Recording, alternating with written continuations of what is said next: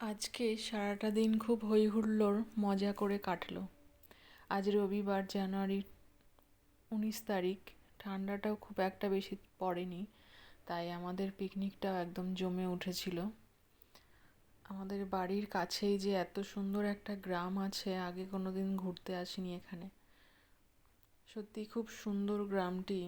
চারিদিকে বাগান, পুকুর, সর্ষে ক্ষেত।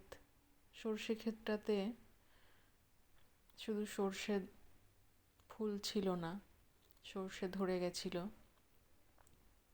যাই হোক, সকাল 9টার সময় বেরিয়েছিলাম আর বাড়ি ফিরলাম বিকাল 5:30টায়।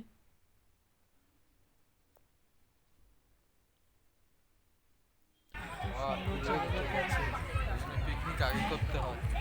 অনেকদিন পর ঘুরতে বেরিয়ে একটু ভালোই ধরো লাগলো। তো।